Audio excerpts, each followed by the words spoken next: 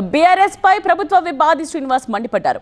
ఇవాళ ఉదయం ప్రారంభమైన వెంటనే సభను వాయిదా వేయడంపై బీఆర్ఎస్ దుష్ప్రచారం చేస్తోందన్నారు. స్పీకర్కున్న అధికారాలతోనే సభను వాయిదా వేశారని తెలిపారు. కుల గణనపై సభ్యులందరి అభిప్రాయాలు తీసుకుంటామన్నారు. సర్వేలో బీసీల సంఖ్య 56% ఉన్నట్టు రిపోర్ట్ వచ్చిందని చెప్పారు.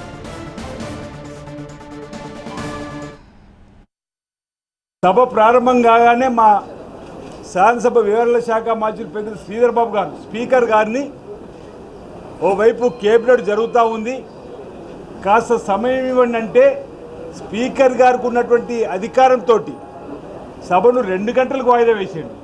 అంత మాత్రాన మేమేదో ఈ సభనే బీసీలో అవమానపరిచిందని చెప్పాడు ఒక నాయకుడు ఇక్కడ ఈ వేదిక మీద ఇప్పుడు ఏదో మాట్లాడిపోతున్నాడట.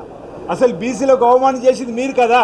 సభ్యుల యొక్క అభిప్రాయాన్ని తీసుకొని ఈ బీసీ కులగణన ద్వారా ముందుకు పోలని చెప్పిన లక్ష్యంలో 56% వచ్చింది. దానికి వారు సన్నాయి నొక్కులు నొక్కుతున్నారు. ఆనాడు మేము వాళ్ళు చేసినప్పుడు 51%.